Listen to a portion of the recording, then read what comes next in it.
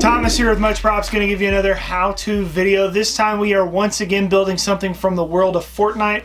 I was recently at Spirit Halloween, which is a Halloween costume selling store, and found some items that I thought looked pretty cool.